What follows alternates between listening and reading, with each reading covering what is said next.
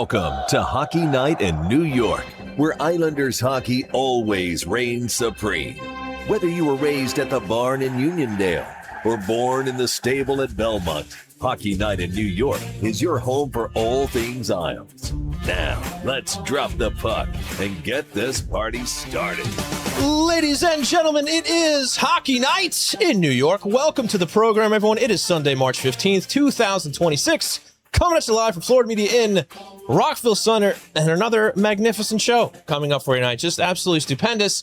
Jeremy Rutherford will be joining us from the Athletic to talk Brayden Schenn, the St. Louis Blues, and much, much more. My name is Sean Cuthbert. With me, as always, is Mr. Arthur Staple. Arthur, how are you? I'm great. How are we doing? I'm also fantastic. Good to hear. Yeah, great night. The day of my people's coming up on Tuesday, you know? That's right. Yeah, happy days. Any celebrations planned? Actually, no. Really? Probably just some corned beef and cabbage. We'll see. Okay, well, that's a good Actually, no cabbage. Just some corned beef, maybe. Okay, Yeah. good idea. All right, folks, thanks for tuning in to Hockey Night in New York. Before we get started, I want to remind you that we are proud to be sponsored by Razor, Kniff, and Lonstein, attorneys at law ready to fight for you. Check them out at razorandkniff.com. That is RAISERANDKENNIFF.com for a free consultation. And if you want to get questions in later on in the show, type in questions brewing, followed by your question, and we will get to it later during the segment. So with all of that fun stuff out of the way, let's talk about Islander hockey and what happened in the past week, Arthur. Boy, was it exciting. Wasn't it? Wasn't it, Not though? always in the best way, but very exciting. Yes. So just to start with a note here, the Islanders, as we all know, have a habit of being in many, many close games. Most recently, some that they're coming from behind. But if you look back, 25 of their 38 total wins have been by one goal. That's the most in the league, I believe. I believe you're correct on that. So, and when they get back from the break here, 4 of their 6 wins were in overtime. Yep. But all of them by a goal. Yep. Yeah. Yeah. And not really commanding wins. No, absolutely we wouldn't not. really say that they looked like they were in full control of any of these games. So that's, you know, if you're a nervous Islander fan out there, I don't think this has been a good week for you. Yeah. If you're on the high level of anxiety, it might have been Probably a problem. not lowering any stress And levels. just when you thought there was some hope last night for an easy one, a rocking chair game, as my pal Mikey Carver likes to say, it wasn't, because it sure wasn't. No, and we'll dive into that a little deeper. But let's go back. Let's talk about Tuesday against St. Louis, the Brayden Schenn, Jonathan Drouin revenge game, nearly immediately after the trade is made. Yeah. And this one looked like it was going to end very poorly for the Islanders. It started poorly, that's for sure. It certainly did. It certainly did. They go down 3-0. We thought for a moment it would be 4-0. Yeah. That Robert Thomas goal, thankfully, they broke the rules, and they called it back on offside, and that turned the game around. It did. And J.G. Pajot scores a goal not long after, and they slowly start building back, and sure enough, they end up taking an overtime. Yeah, and the thing you like about it, obviously, other than the 2 points, 2 for 2 on the back, both ends of the 4-minute high-sticking power play in the third period, which I didn't. Yeah. You could be digging through the archives for a while to find the last time that they converted both ends of a 4-minute power play. And how appropriate that one of them was on an own goal.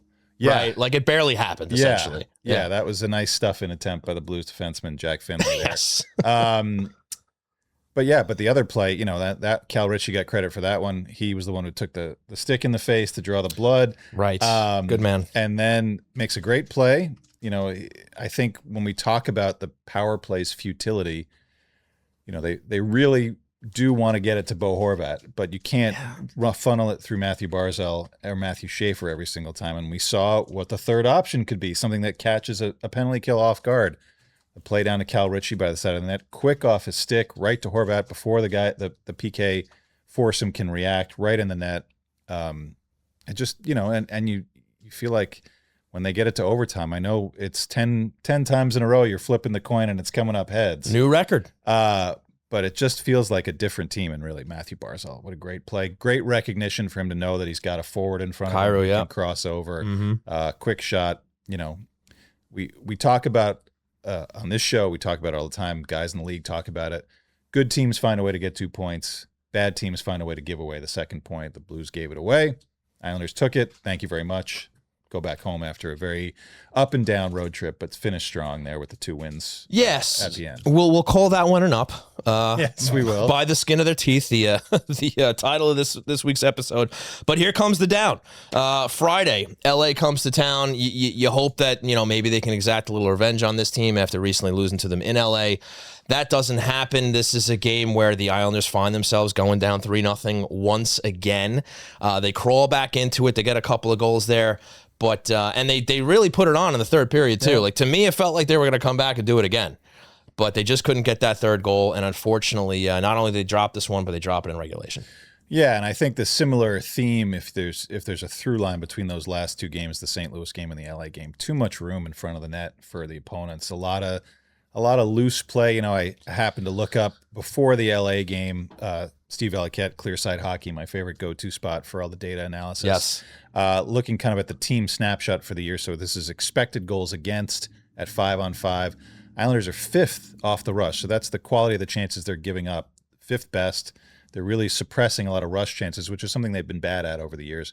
But on settled D-zone offense, 31st in the league. So they're giving up incredibly high-quality chances. And I think you saw that St. Louis game. Guys were spread very thin, and you saw a lot of Blues players wide open in front of Ilya Sorokin, even stopped a few of them. And then LA, again, a similar thing. And these are 2 teams that don't have a ton of firepower. They have a couple of good forwards, a couple of good lines. Kings don't score a lot. The Blues don't score a lot. But here they were.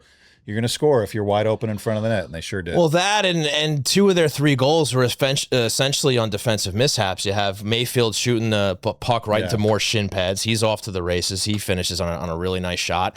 And then Kempe's goal, the 3rd goal, was an unfortunate turnover by Schaefer, a rare misplay by him, but he's in the neutral zone, and he kind of just put it right on his stick. He goes, "Here you go." Yeah. Have at it.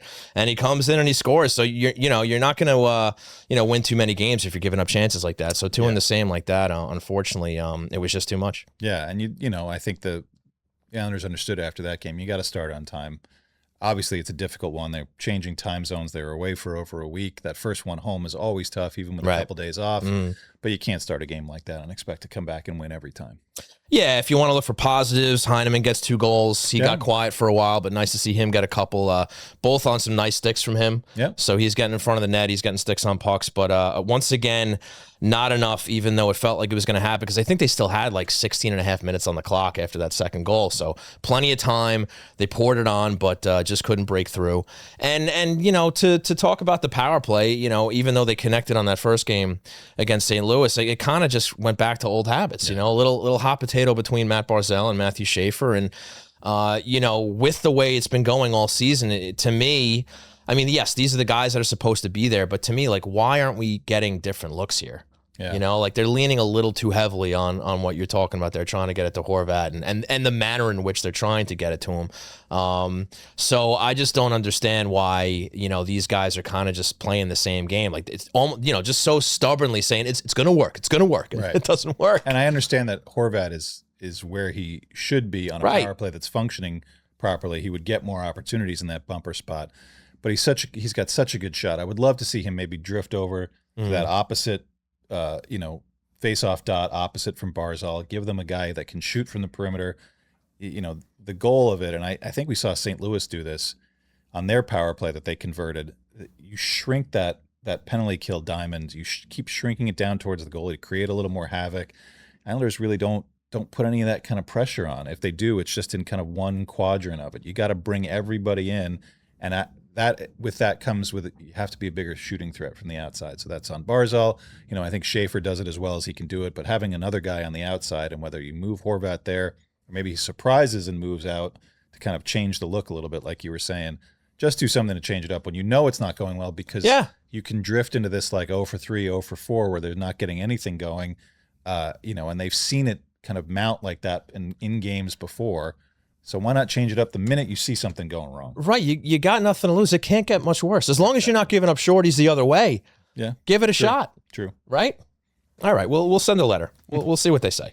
All right, moving on to last night against Calgary. Essentially a reversal of roles here for the Islanders. Instead, this time they go up 3-0, and it's looking pretty good. But no, of course, we can't have nice things.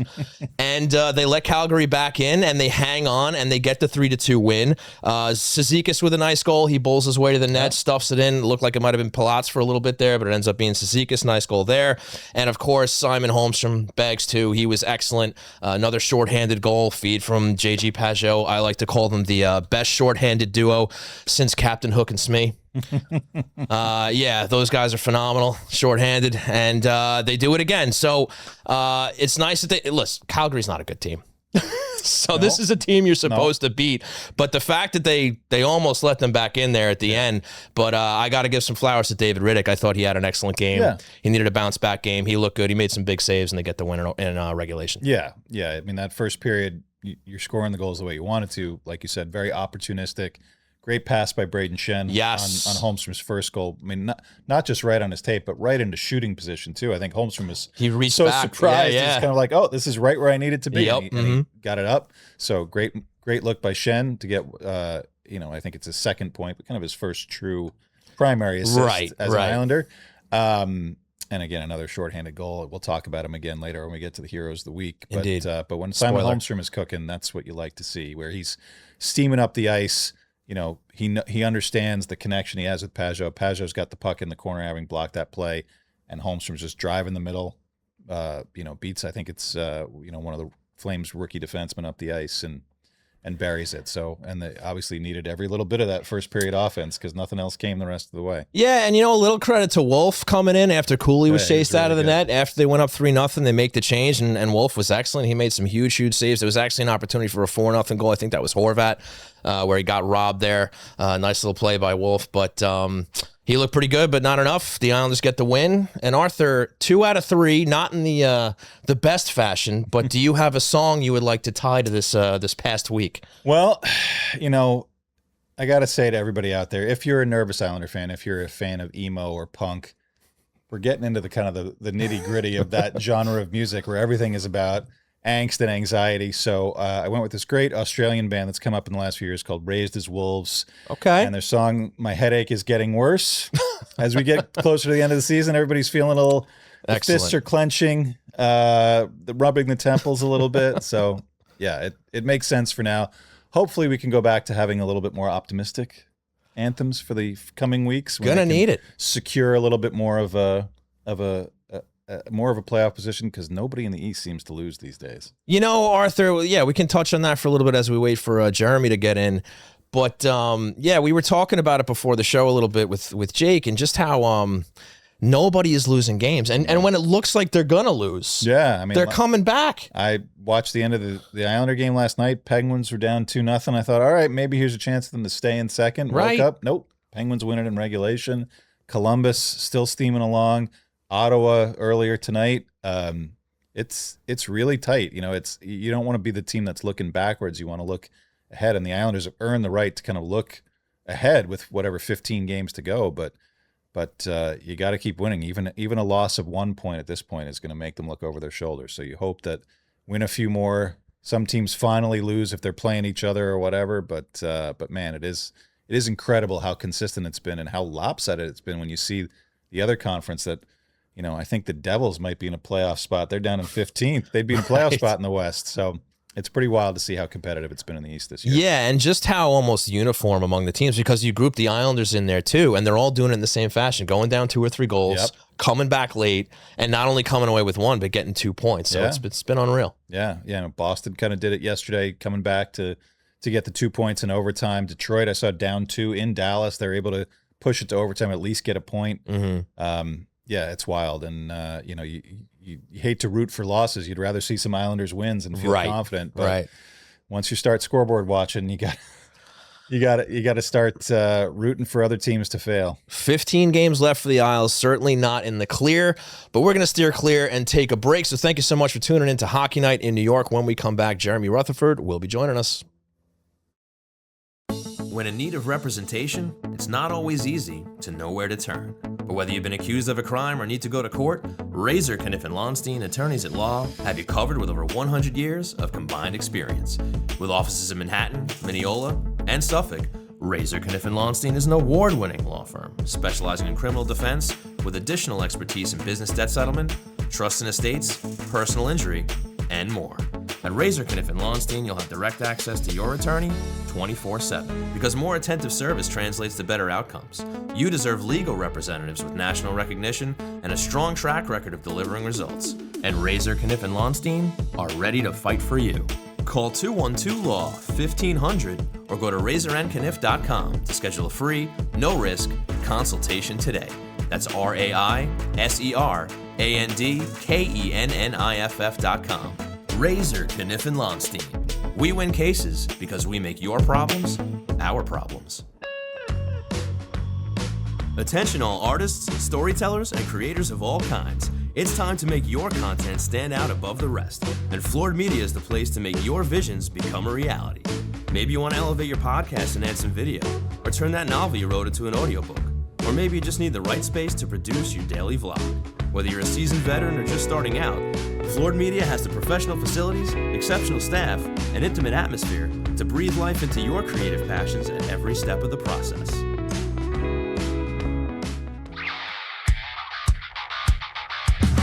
Hope you enjoyed the ads. Now let's get back to Hockey Night in New York. That's right, folks. Let's get back to Hockey Night in New York. It is time for On the Line, presented by Razor, Kniff, and Lonstein, attorneys at law. And joining us right now from The Athletic is Mr. Jeremy Rutherford. Jeremy, thank you so much for joining us. How are you? Thank you, guys. What a set. That's a nice set there. Nothing but the best for you, JR. Thank you very much. Much appreciated. So, Brayden Schenn, the newest New York Islander. That's why you're here. We want to know what this guy is going to bring to the team. Played for the Blues for the better part of 9 seasons, part of an amazing cup run in 18-19. Can you just tell us what the Islanders are getting and what they can look forward to with this guy?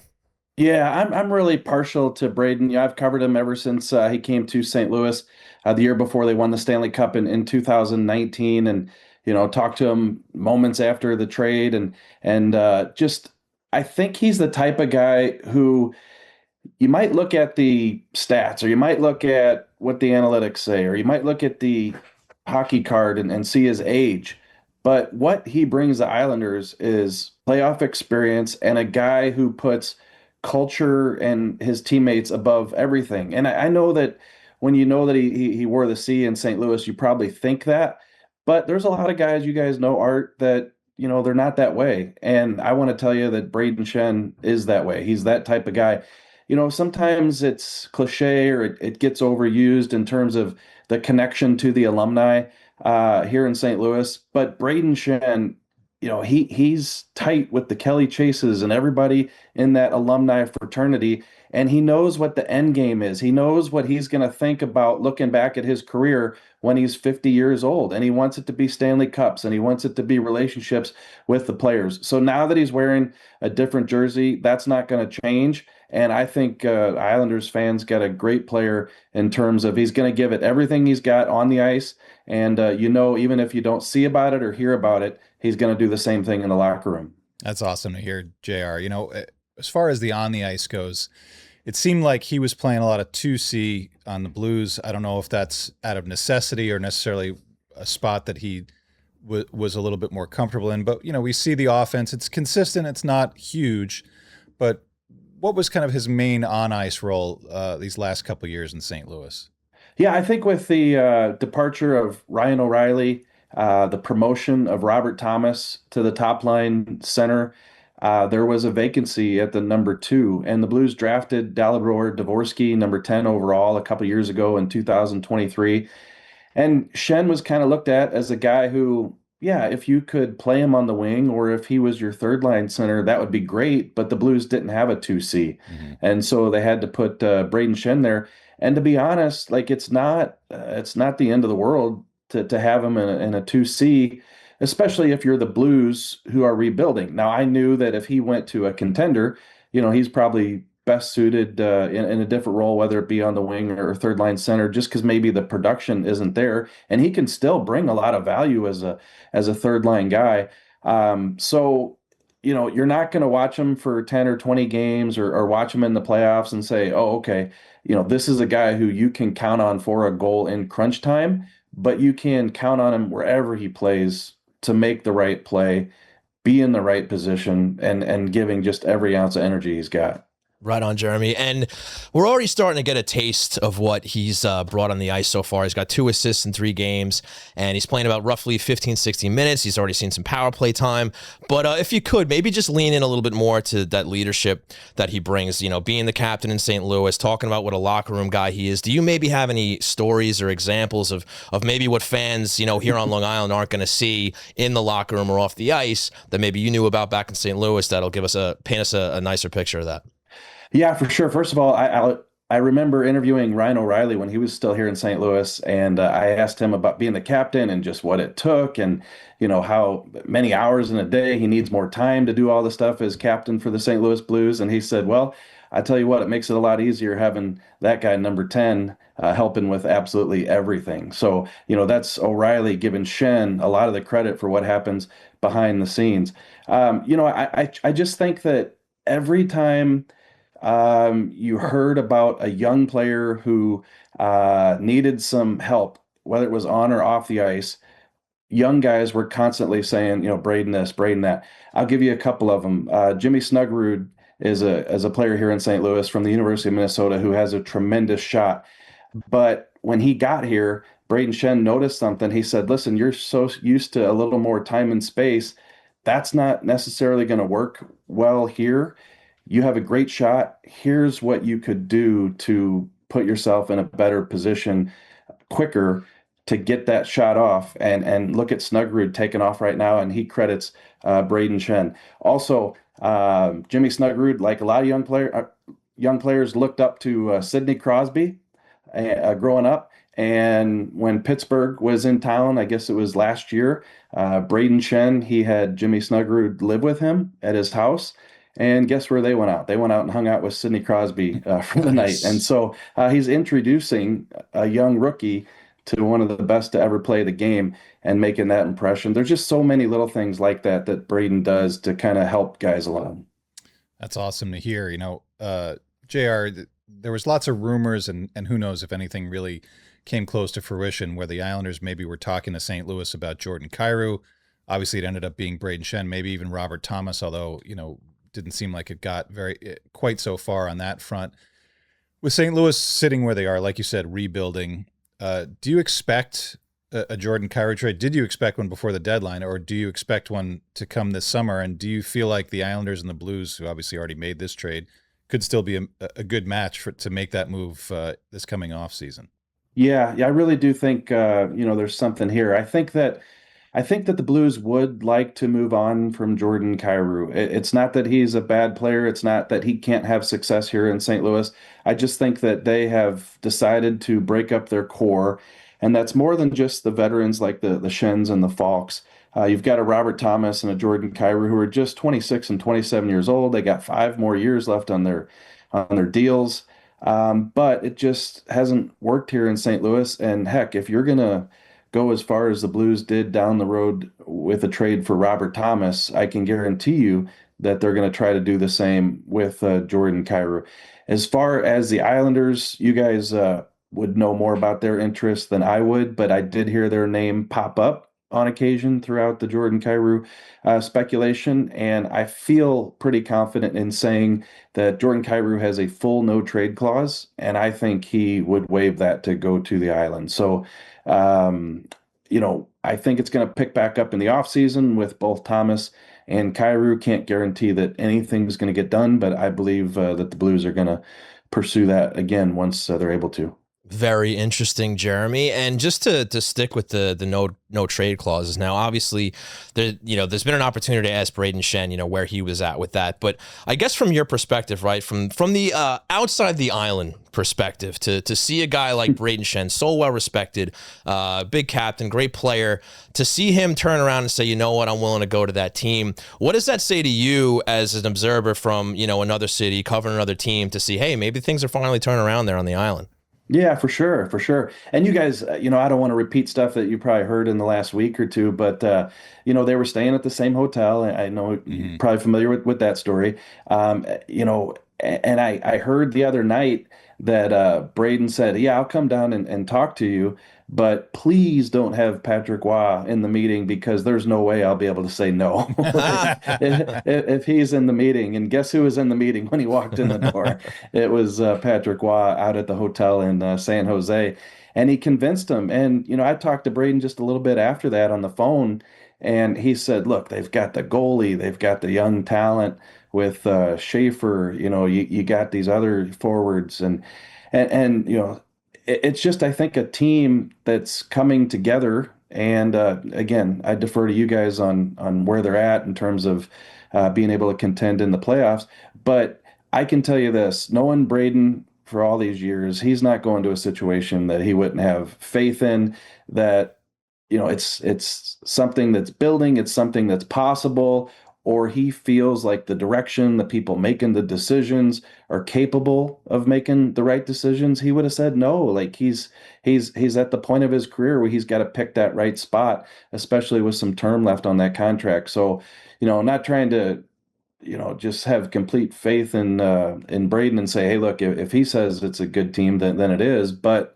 essentially, I think him giving that endorsement shows me what he thinks. Yeah, for sure. And focusing on the Blues out there, which you've done so well for so many years, it seems like there's kind of the transition from Doug Armstrong, as GM, to Alex Steen is on the cusp here. Does that change anything about their timeline, their aggressiveness? We've heard about them ready to break the core up for a couple of years now, and it's never really happened. And obviously last year they came within a couple minutes of getting to the second round, which could have changed some things too.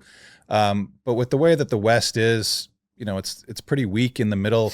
Do you see them changing course at all as we go to this transition to a new GM?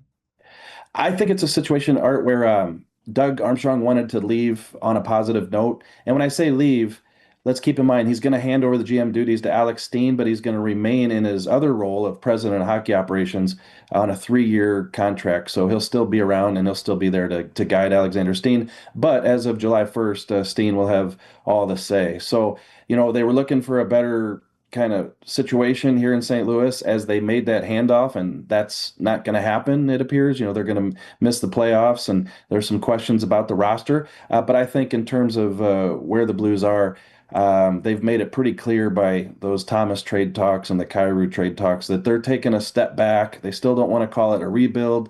I probably agree with them. They're not going down to the studs. You kind of can't when you have some pretty good players, like they have. But I think that because they've added so many good young draft picks the past couple of years, the Snuggeroods, you guys are going to hear about a player, a defenseman named Adam Juracek, who is great at the World Junior Championships. He could be here as soon as next year. You have a goaltender in Joel Hofer who's already, gotten his feet wet for a few years here in St. Louis. So, I don't think Alexander Steen is taking over a roster that's completely depleted, and this is going to take 5 years to get back up to speed. Maybe it's not what Doug Armstrong wanted to hand him, but I think they're in pretty good shape. So, Jeremy, let's talk about that 19 run for a second. This is a team that looked down and out by January. Craig Berube comes in to take over on an interim basis for Mike Yeo, and they storm all the way back. They have to win 26 games in the playoffs to get that Stanley Cup through 7 games against the Bruins. How was that ride, witnessing it on your end, and how integral was Brayden Schenn to that run? Yeah, he was integral. I always joke that I went back and looked at the headlines for my stories throughout the course of that season, and early on, it was, this is fan apathy now for this team because they are going absolutely nowhere. And then the headline after the Stanley Cup was, these guys will be legends forever. So things kind of changed in the course of a few months.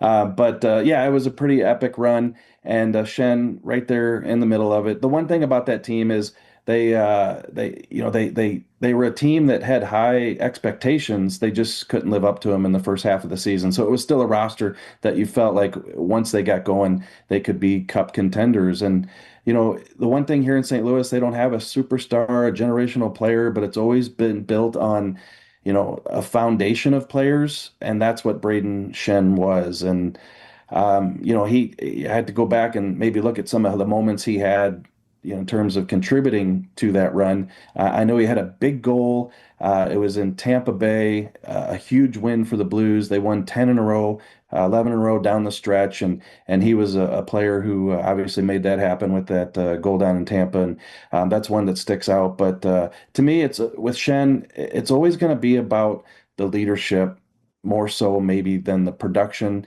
And I know, there's not fighting in the playoffs, but this is a guy who he can be your captain and he can be one of your top 6 forwards and your top player. And if something's not right, he's going to drop the gloves. Like, that's how much he cares about this. And so those are the things that stick out with me with Brayden. Well, Jeremy, outstanding stuff. Really appreciate you joining us tonight. Great to get a little more insight on Brayden Schenn. A lot of people on the island excited about what he can bring to the playoffs should they get there. So, Jeremy, thank you so much. Have a great rest of your night and hope to talk to you again soon. Yeah, thanks for having me. And you might want to rethink, is that a Red Sox hat there? I got my Cardinal stuff in the background for you. I'm just trying to antagonize as many people as I can, JR. Good to see you got me this time. All right, thanks, guys. You got it. Take care. All right, folks, that was Jeremy Rutherford of The Athletic helping us out with Brayden Schenn and the St. Louis Blues. So that will do it for On the Line, presented by Razor Kniffen Launstein, ready to fight when your good name is on the line. So with that said, we're going to take one more break. When we come back, we're going to What's on Tap. Representation, it's not always easy to know where to turn. But whether you've been accused of a crime or need to go to court, Razor Kniffen Launstein attorneys at law have you covered with over 100 years of combined experience. With offices in Manhattan, Mineola, and Suffolk, Razor Kniffen Launstein is an award-winning law firm specializing in criminal defense with additional expertise in business debt settlement, trust and estates, personal injury, and more. At Razor Kniffen Launstein, you'll have direct access to your attorney 24/7. Because more attentive service translates to better outcomes. You deserve legal representatives with national recognition and a strong track record of delivering results. And Razor Kniffen Launstein are ready to fight for you. Call 212-LAW-1500 or go to razorandkniff.com to schedule a free, no-risk consultation today. That's RAISERANDKENNIFF.com. Razor Kniffen Launstein. We win cases because we make your problems our problems. Thanks for giving some time to our sponsors. Ready to talk more Isles? The train rolls on right here on Hockey Night in New York. That's right, folks. The train rolls on here at Hockey Night in New York, live from Floored Media in Rockville Center. It's time for What's on Tap, and plenty of games coming up for the New York Islanders. Their last roadie of the season. They will go up into the north, the Great White North, into Canada. They got Toronto, they got Montreal, they got Ottawa, and to wrap up the week, they have a very, very big game against the Columbus Blue Jackets. They will be hosting that game, and everybody will be paying attention to that one, given what's going on in the standings. But let's start with this Canada trip. The Islanders have beaten all 3 of these teams once previously this season. They have not. Okay. I don't believe they've lost to any of them. Maybe they dropped one to Montreal, if I remember correctly. Either way, doesn't matter. Let's start with Tuesday. That is St. Patrick's Day. Will the Leafs be wearing the green St. Pat's jerseys? I hope right? So. That'd be nice. Those are sweet. Yeah. You can say what you want about the Leafs. Some of the best unis over the course of their history. Some of them are okay. All right, fine. Some of them are all right. You know what I like about their uniforms? The socks with the thick, striping patterns that they used to. I don't think they wear those anymore, but I always thought those were really cool and the uniforms look good. So I'll give some flowers, even though I don't really like doing that. But this is a team who is at the bottom of the Atlantic. No more Austin Matthews. What'd you think of that neon knee from what's his name over in Anaheim? Gudis, yes, Radko Gudis. Dirty as hell. 5 games enough? I mean, no, but if you could give him 50, you could, because Matthews' season is over. Right. And frankly, like we were talking about last week, his tenure as a Leaf could be over if he decides he wants to move on this summer, if he doesn't want to be around for whatever mess they're going to go through. Because I was talking to a buddy of mine in the league the other day where you're talking about if you're going to be a GM coming into a team, which team do you want to come into? Because Jersey might be open, Nashville's going to be open. If Toronto comes open, that might be the worst situation of any team in the league right now. They got no prospects coming. Their team looks like it's a mess. Mitch Marner just left. If Austin Matthews wants to leave, what's left? Poor John Tavares. And I mean that. Poor John Tavares. Leave out the last decade. He did not sign up for this. So I feel like, and all the pressure and everybody talking about them all the time, that is not a place I would want to be. And then you have this happen. So yeah, he probably deserved 6 or 7. But what's the difference? Leaf season is over. Matthews' season is over. The most important thing that came out of that was the 0 teammates that came to his defense and at least not a great look. A shove. And they're all talking about it afterwards. Like, yeah, we should have done something. Like, no kidding, you should have done something. This team with Max Domi and Jake McCabe, guys that fight, says a lot, man. It says a lot. Not a good look. And it doesn't say anything good, correct? No, absolutely not. So that's the team the Islanders are playing on Tuesday. Well, and you said Sunday is big. Every game is big, Sean. That's fair. I hate to go full cliche on you, but you're right. How much would it sting if they don't start this game on time in Toronto in front of a very lifeless crowd and the Leafs go up 2 goals or 3 goals, God forbid? You need to see a strong start and a strong finish. We haven't seen anything close to a 60-minute performance since probably January. It's been a few minutes. It's been a minute. It's been a few. It's been a minute. It has. Certainly not any of the games after the break. So right. This would be a great opportunity. Start of a road trip. They didn't start the last road trip very well in Anaheim. They really got their doors blown off there.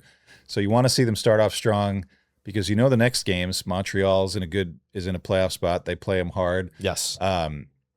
Ottawa's been charging up hard. They're now close within a couple of points, and obviously Columbus is Columbus, even though that's not part of the road trip. But this is the game you need to put the gas pedal down right from the start. Well, I think the good news is the Islanders usually do get up for the Maple Leafs, especially when they go up to Toronto. They do. And this will be Schaefer's first appearance up there, right? So that's exciting for him. I believe that's correct. Yeah. So hopefully they're ready to go. And if they're not, we'll have those emo tunes ready. Yeah, I'm going to have a long list to choose from. Right, for sure. So a game that the Islanders should bag 2 points, especially the disarray that team's in, especially Matthews being out. I mean, there's no excuses. Go up there, get 2 points, put up 6 on them. Okay. Right? All right. Okay, great. You've been good with the predictions this year, so. Yeah, not bad. Not bad. Fuck it. All right, let's go to Thursday, the 19th in Ottawa, another 7 p.m. start, making a push for the playoffs. They are 6-2-2 in their last 10. I think they were smoking somebody today, right? Yeah. We were talking about that. San Jose, a good team that came in. Yeah. Yeah. So, again, this is another team who's not only going to give them a problem this week, but also just for the rest of the season. It looks like they're going to be in the mix here. An added team beyond Columbus. It looked like they might have been the only one on the outside looking in. Now you got Ottawa peeking through, coming in late here. So this is a team who, they have goaltending that's been holding them back a little bit. I alluded to this before. The Islanders beat them way back in October, 5-4. Lots happened since then. Yeah. Let's see what happens with this one. Yeah, and I'm curious to see how the goalie rotation is going to shake out. My initial thought would be Sorokin goes in Toronto, in Ottawa, Riddick goes in Montreal. Okay. And then with the back-to-back, you go Sorokin in Columbus and the big one coming back home. May not be the way it goes. Right. But I sort of feel like that's the way it should shake out. And if Sorokin Makes sense. has an easier night, let's say, in Toronto, where they could actually give one of their goalies a break on some of these high-danger chances and shots and pressure moments late in the game, it would make that Thursday game in Ottawa a lot more appealing to have Sorokin play whatever it is, 3 in about 6 days, because you really need to be able to ride him. And I understand Riddick played well last night against Calgary, but I still feel like it's Sorokin's net. You want to see him take charge, and you want to see the team. I think Ottawa, they have a lot of big forwards. We were just talking about kind of that settled D-zone defense for the Islanders not being very strong. I'd like to see them be able to kind of muscle some of those Ottawa forwards out of the way and kind of keep a clear house right in front of the goal, because that's something that's they've been really struggling with. Yeah, no, that's a good point. And I feel like Ottawa and Montreal are just 2 teams that the Islanders always have a hard time with. Like, they're just not easy points. And I'm going back like decades here. I just feel like those are 2 teams. That's everybody, isn't it? I guess that's fair. They've only beaten LA once in 6 years or something it's been right now? Yeah, and last night's win over Calgary, I think, was the first regulation win since 2018. I think I stole that from Eric Hornick. And Calgary's been terrible for the last few years. So. It doesn't make sense. Some teams... Let's wipe the history away for now. Ottawa is tough. Montreal is tougher. Let's rise to the occasion here. Yeah, for sure. And they saw them recently. That was that 4-3 overtime win when they came back from the break. JGP had the great overtime winner there. Yeah. Schaefer brought him back from the dead. Yes, he did. And look, they're going to have Caulfield's going to hit 40 goals before the season's out here. Suzuki's having a great season. Montreal in Montreal scares the bejesus out of me. Yeah, it's historically been a very difficult place, but Montreal's goaltending's been really subpar this year. That's the thing that's kind of holding them back. They'd probably be running away with that Atlantic division if they've gotten even league average goaltending. So I think now they're down to Jacob Fowler, the former BC goalie they just called up. Okay. Made his NHL, I don't know if it was his debut, but one of his first starts.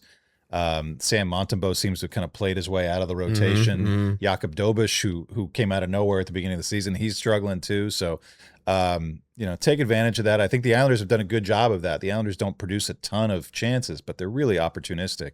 So take advantage of whoever's in net, whether, Montreal's given up a ton of goals. And really, the way that they dominated the beginning of that last game with Noah Dobson looking like he was shot out of a cannon, and then Schaefer just said, "Whoa, hold your horses here. I'm the guy now on the island on the defense." Love that. Yeah. They're never out of a game, which is a great quality. But you'd like to see them again, kind of get the lead, be able to play with a lead, play confidently with the lead. So, I think a lot will have transpired in those first two games on this trip before we get to Montreal. So hopefully they're in a good headspace. Yes, absolutely. And now, of course, Sunday against Columbus. Maybe Columbus could lose a gosh darn game or Wouldn't two that be before nice? we get to Sunday. Or lose in regulation, maybe? I mean, whatever. I think they were collecting 19 out of 21 points in 19 out of 21 games, or 20 out of 22, something like that, something close. Incredible. And we've seen teams like that in the past that have gotten into the playoffs with these miraculous ones. We were just talking to Jeremy about the Blues. Right. Came from I don't think Columbus was in last, but right. They were certainly struggling. And Rick Bowness, who's unreal. I think if you're an Islander fan of a certain vintage, you can remember him stepping in 2 or 3 different times for Mike Milbury. I remember on some pretty bad teams. Yes. And now I think he's kind of rejuvenated his career in Dallas and Winnipeg. It's great to see because Bones is one of everybody that knows him in the league. He's one of the all-time good guys. So, to have put up with Mike Bilberry for that long in the Islanders front office. Wasn't he the inaugural coach for the Senators when they came into the league? He was, yeah. So he went from that dreadful team to the Islanders. So he put his time in, man. He really did. He is a guy. He is a lifer for sure. And to see him come back, he was doing some TV. Didn't have to do it, but he did it. And the guys have responded out there. So I wish it was happening somewhere other than right around where the Islanders are. But that Sunday game is going to be something, and hopefully the trip goes well enough that everybody, fans will be feeling good. Another sellout maybe for UBS and make the crowd rocking and get the team back upbeat, because we've seen so many times when they come back from a multi-game road trip where there's a little bit of air out of the balloon for the Islanders. And it's the second of back-to-backs, even though their record has been very good. Very good on that. And it would be not, usually we see Riddick on the second half of the back-to-back.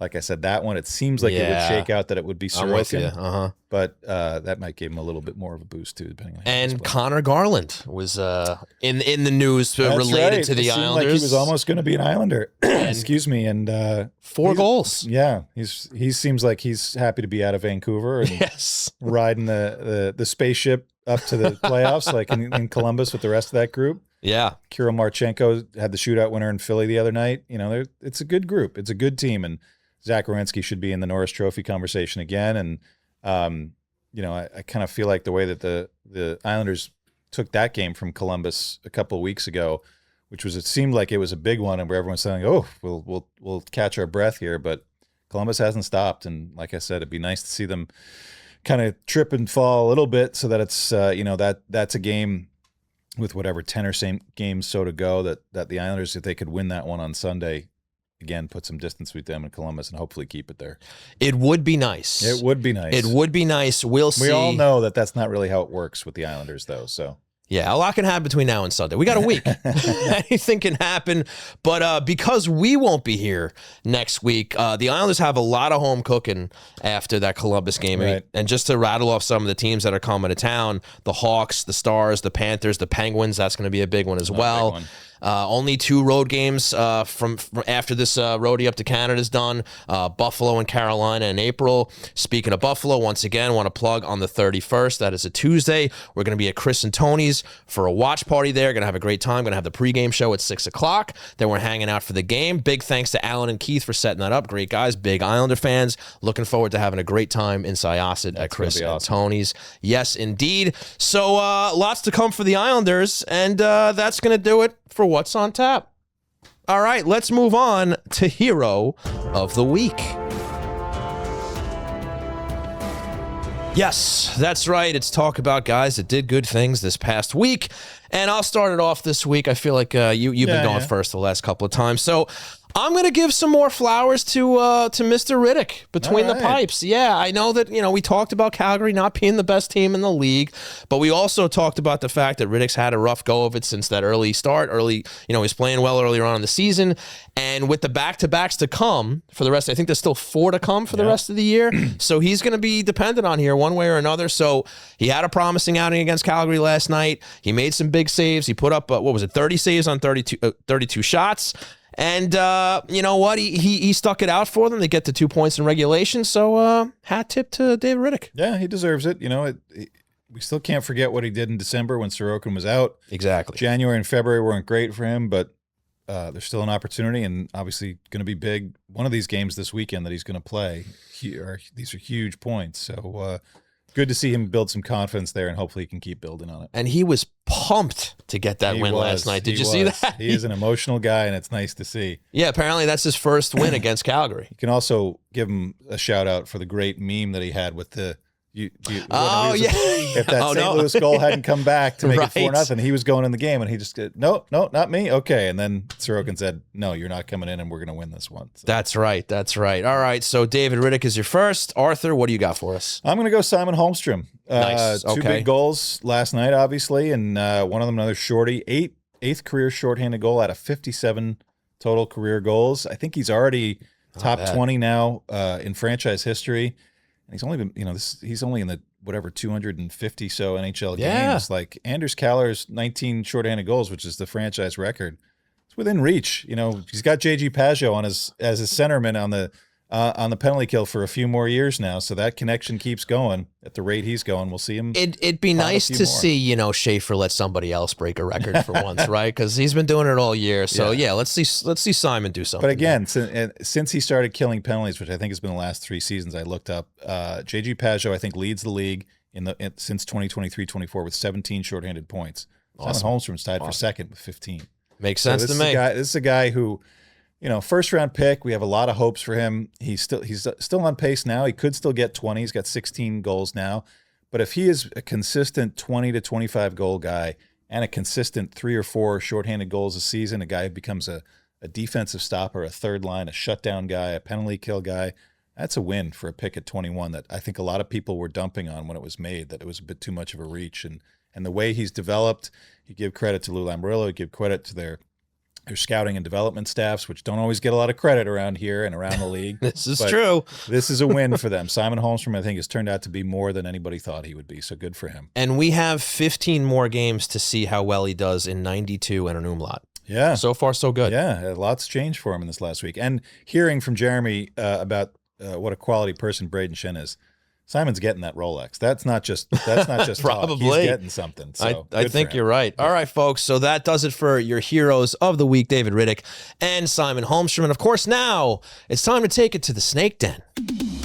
Welcome to the Snake Den with Jake the Snake Radonis. That's right, ladies and gentlemen. We're going to talk to Jake the Snake Radonis in the Snake Den. Jake, how are you, buddy?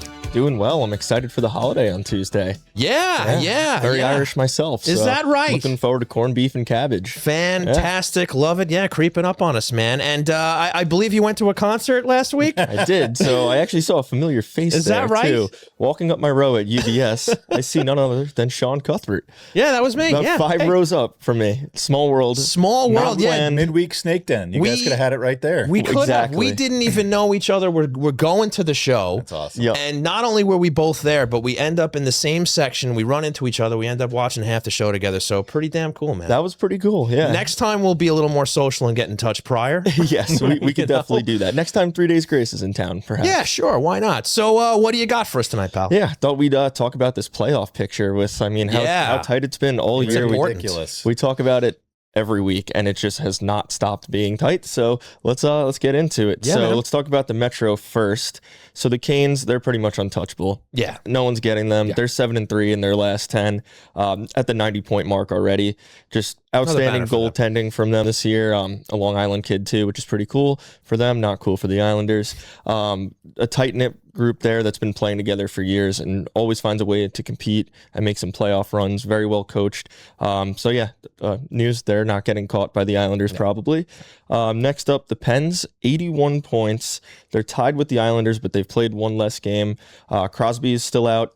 I believe he started skating. I'm not sure about that, though.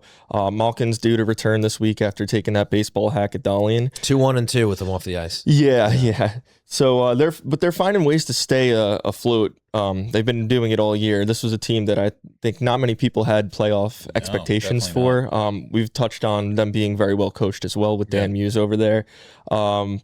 They're loser point merchants as well. So even yes, if they're big time, even if they're not winning, they're finding a way to get it to the extra frame, and they're able to pick up a point at least there, which we're familiar with the Islanders. It's been a couple of years since they were doing that, but they found their way into a playoff spot doing the same thing.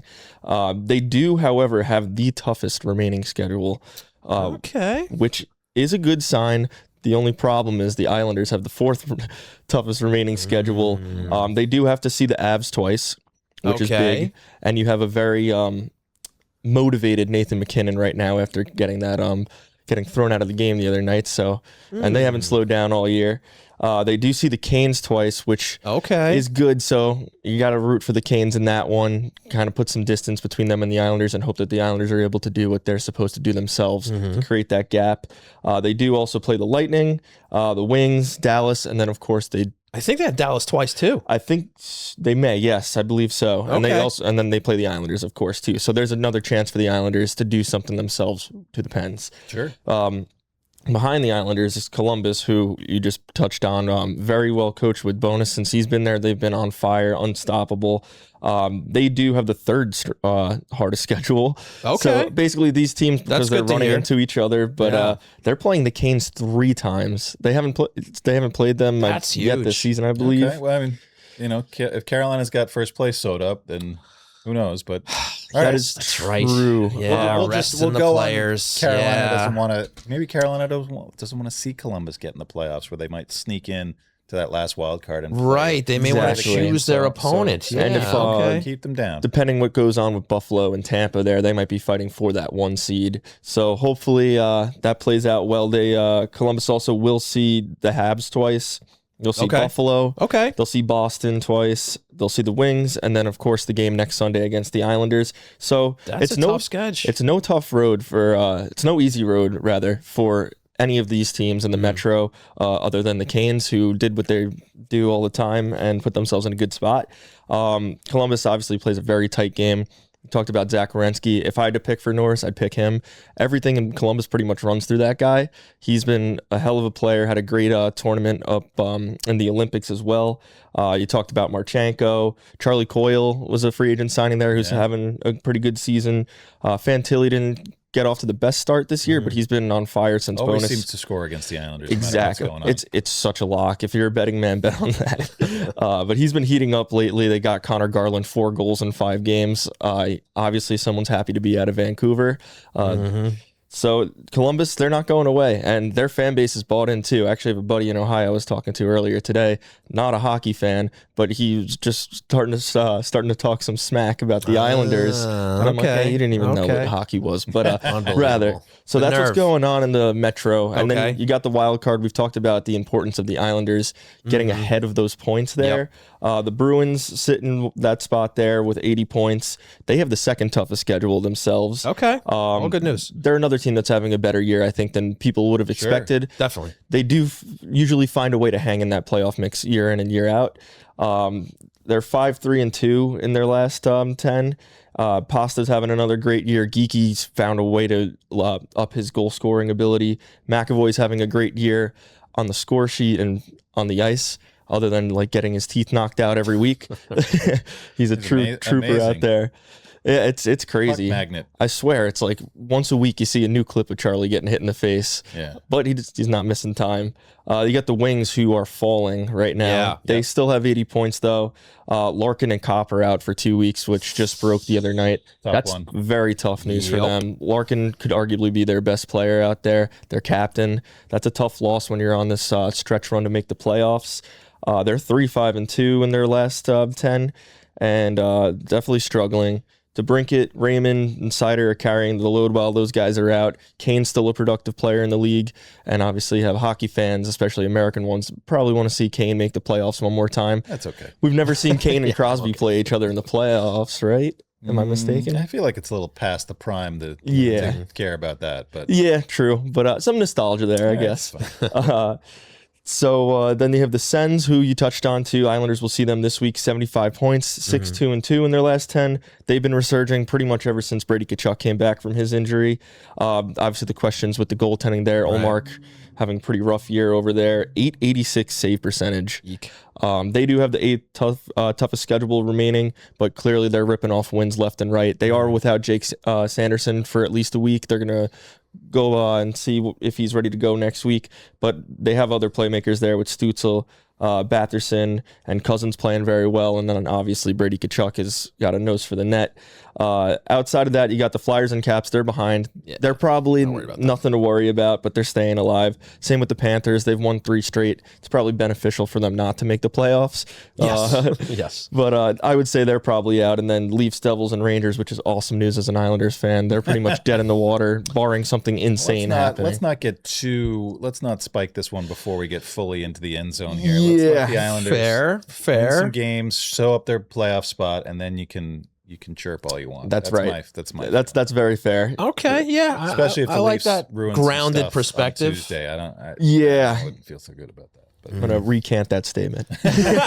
Devils and Rangers, yes, because Islanders swept them this year. Right. So there's no bragging rights lost on that one. But No, absolutely not. But let's hold our tongue a little bit on Toronto. That's what's going on in the East in the playoff picture. Obviously, a different scene out west. We don't need to touch on that. But no, we don't care about that. Yeah, it's pretty crazy. It seems like every year the Islanders, when they're contending, it's going to come right down to the wire. I mean, they still got a shot to close this thing out, a little early. They got as good a chance to host that first round series as they do to finish in the wild card or God forbid miss. So I feel like it's all right there for them.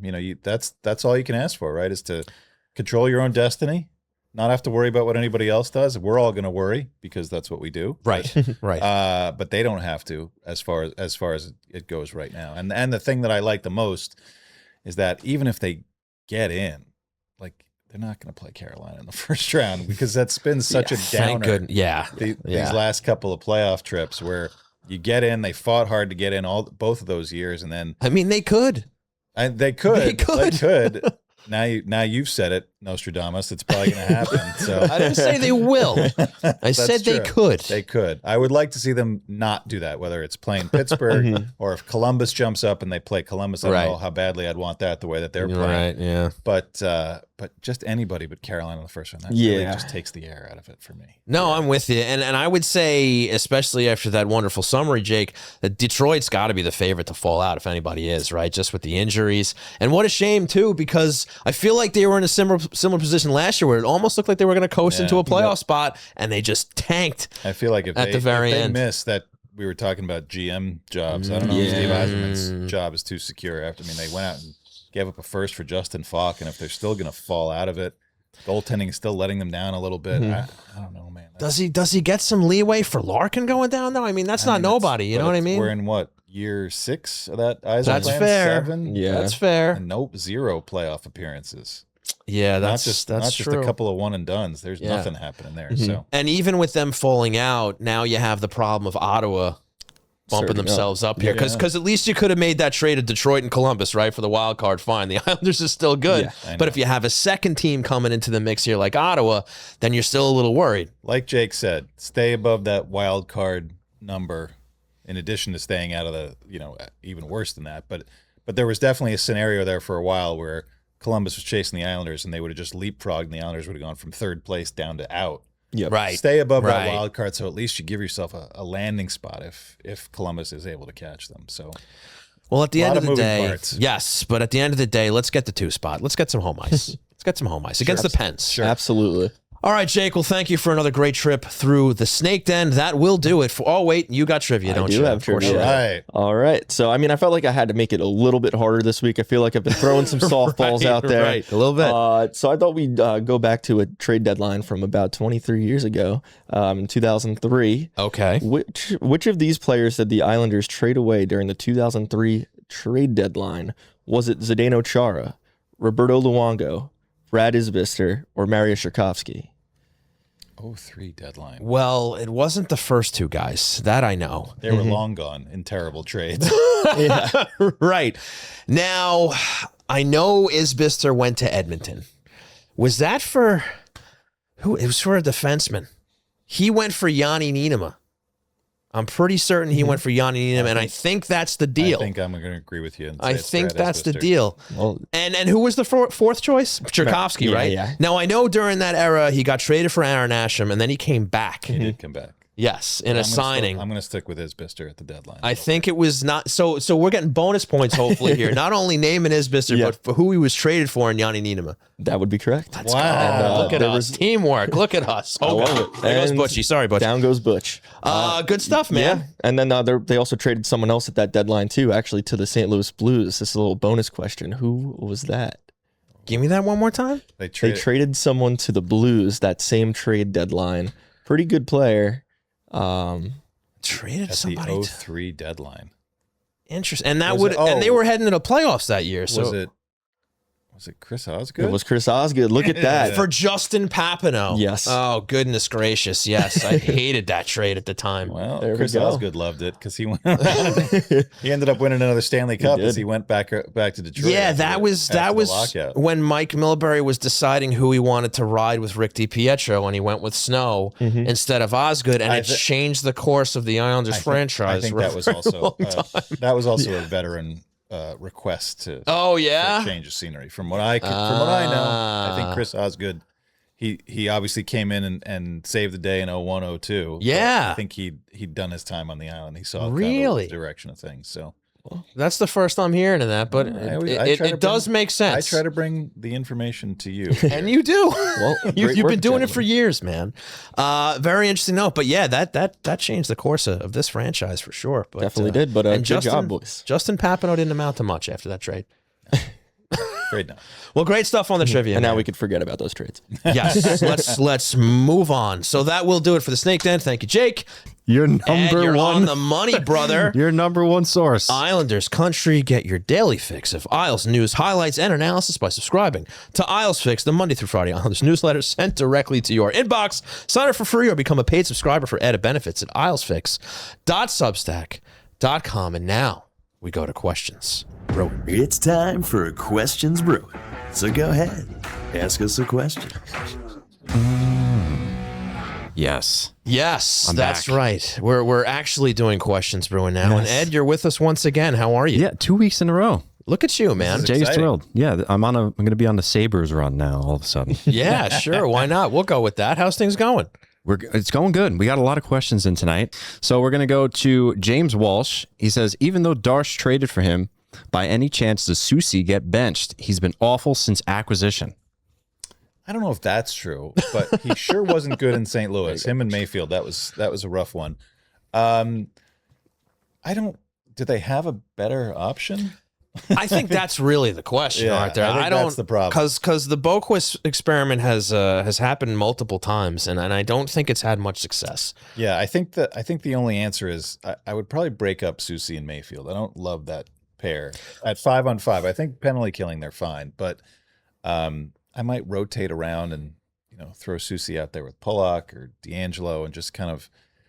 I definitely get the sense, and Patrick Waugh, he's not just going to default to this. I think if they get in the playoffs, I think they're going to be kind of a two-pair team for the most part. I Yeah. think you're going to see some more spot duty from those two guys. And Soucy's had his moments. He got walked the other night coming off the bench. He basically came out to center ice, and by the time he got his footing, he got walked. I forget who it was. But I think it was the third St. Louis goal where they were both chasing behind the net, and that left Thomas all alone in front. Yeah, it's they're very similar players, him and Mayfield. right.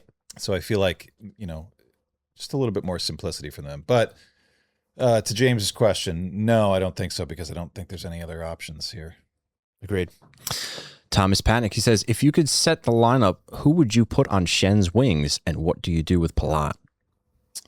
I mean, Palat looks okay on the fourth line. He does. You know, it's an expensive. I was just about to say it's 6.5 but it ain't mil. as I always say, it ain't my money, and Fair. it ain't your money. So True. you know, I understand he's not a second line guy, and I don't know if Brayden Schenn is even a second line guy, but on this team he is. To me, I don't know if you can have those two guys together in the top six when you have Horvat and Barzal on the top line. I feel like ideally, and I think we talked about it last week, Heineman belongs with those two guys, and he did. And look, he produced a couple of goals against LA, so keep that going. I think Palat is in the right spot, whether he's on the left when McLean plays or when Gatcombe plays, or on the right if McLean plays. He is a fourth liner right now, so that is where he belongs. And as far as Schenn goes, I kind of like him with Holmstrom. I thought that was a decent connection. They're two guys, I think Schenn plays a very similar style to Pajot, where, wins faceoffs, very responsible positionally, not going to wow you offensively, but he's in the right spots. So if you have a guy like Holmstrom who knows how to produce alongside a more defensive style guy, that's not a bad twosome. And then if it's Ritchie with them, if it's Duclair with them, I thought Duclair was okay with them last night. Yep. Keep that going. So I feel like Palat fourth line, Duclair second line, Ritchie, with Horvat, fine, but I feel like Ritchie maybe slots into that third line spot with Lee and Pajot. I'm not married to a lot of things on this forward group as it's constituted right now. I'm with you, and I think that's part of the issue is the Islanders just don't have a very matter-of-fact set of wingers to put on that second line, right? Where it's kind of just who's working today. Right. Which is why maybe they'll, like we were talking with Jeremy, maybe they'll revisit the Jordan Kyrou talks this summer, because there's not going to, maybe there'll be more guys available, but if you had a guy who's a surefire scoring top six, top power play winger, I feel like a lot more things would fall into place in those middle lines. Yeah, no doubt. And I guess you're going to weigh whether you want to keep Holmstrom with Pajot because he's played with him for so long and they've had some chemistry. But I think at the end of the day, because of that dilemma that they have there, we're going to see these guys getting juggled from here, not only till the end of the season, but through the playoffs too. Sure. Chris has resent his question. Thank you, Chris. Yeah, way to go. He said, did Darsh sign Danny Nelson, Finley, Yzerman, or Bednarek in the near future? Also, was Arthur a fan of the band The Alarm? Chris from Hicksville. I love The Alarm. Great 80s band. Sure. I think they're Irish, Scottish. I'm not sure which. Okay. But the name sounds familiar, but I can't Guns, put a finger Rescue on it. Me. You'll if you heard them, you'd know. Okay, we'll play it You're a after. music We'll play guy, one of you the know. songs after the Jay the show. definitely knows them. What was the first? Oh, So does Darsh sign Danny Nelson? The prospects. Yeah. Well, nothing's happened yet. Wisconsin's still waiting to see if they're going to get in the NCAA tournament, so I don't think Quinn Finley signing just yet. Danny Nelson's season is over, and the BU guys, Yzerman and Bednarek, their seasons are over. I can say confidently that Kamil Bednarek is going back to BU for his junior year. I don't think he's quite fully developed yet. I don't think he's a guy that they want to pull out of college yet.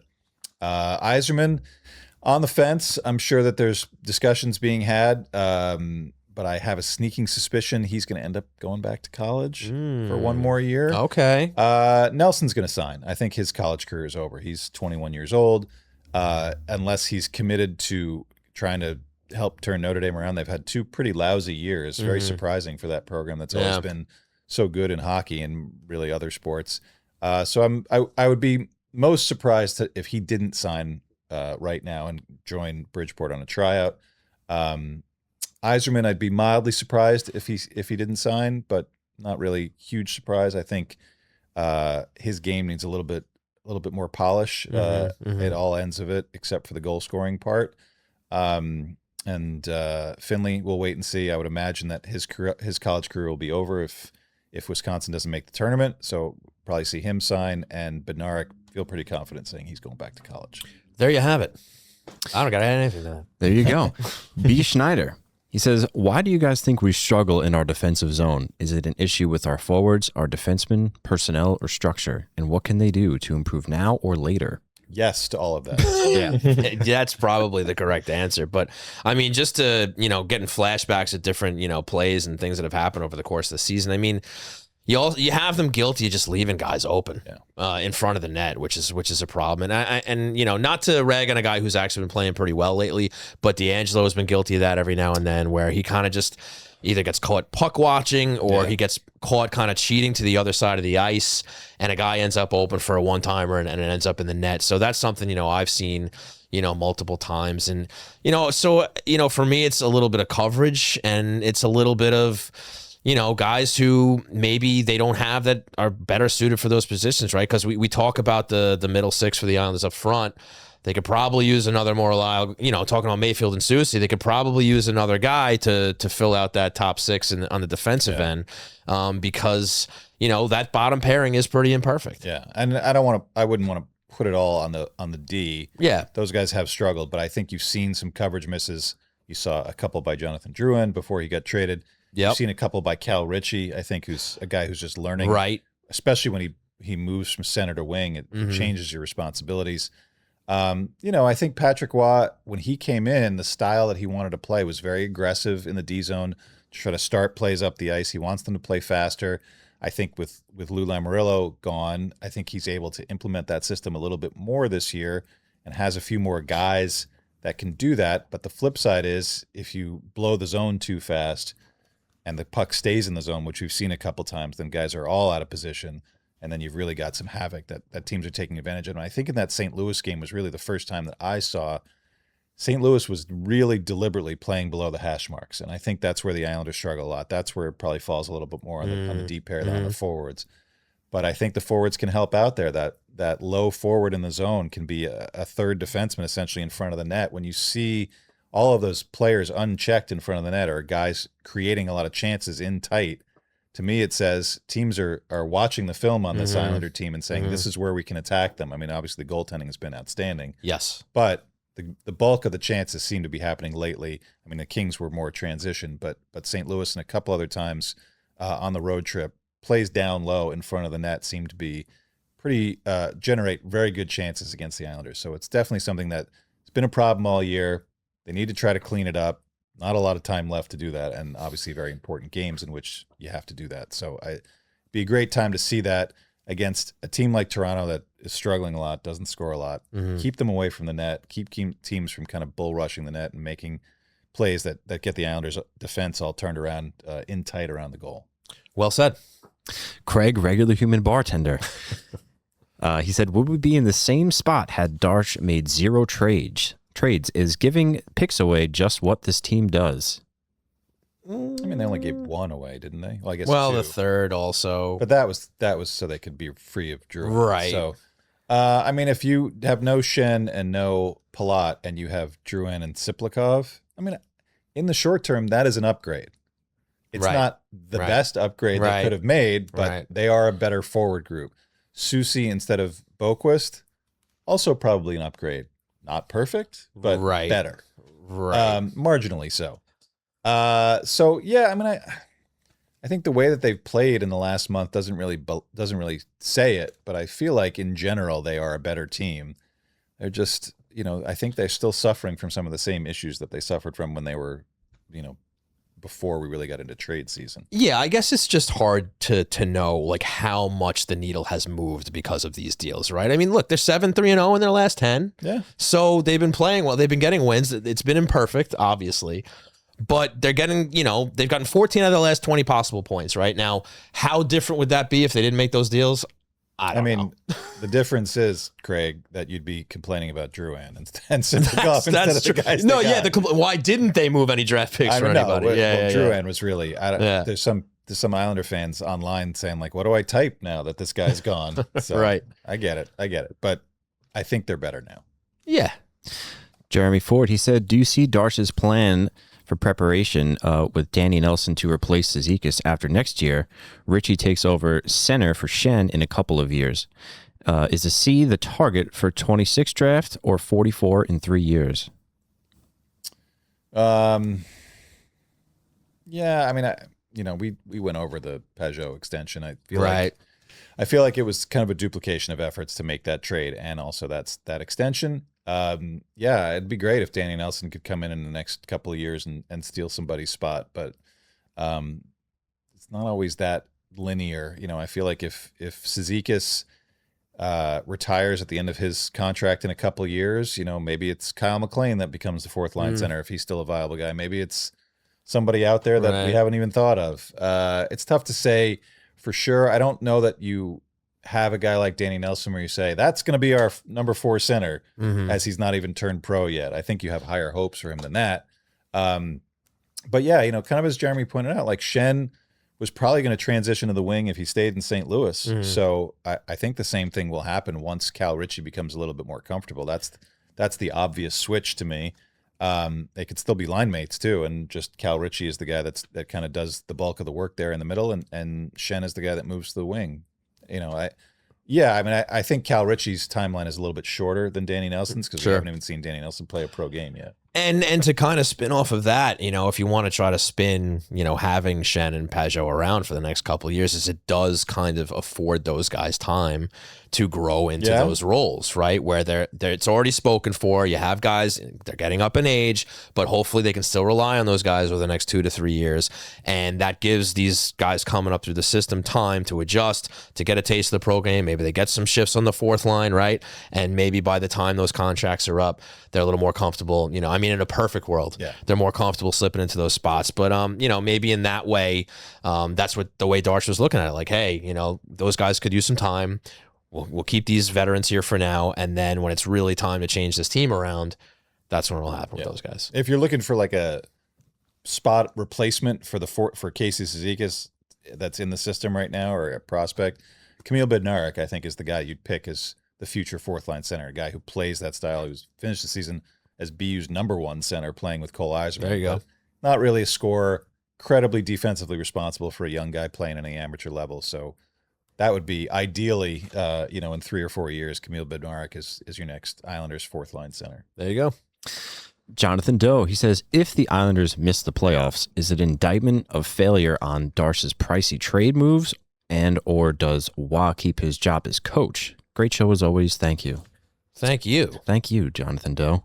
Well, I would say that it would be, it definitely, listen, in hindsight, everybody's going to look at those deals for sure and be like, it wasn't enough to get them across the goal line. Right. Right?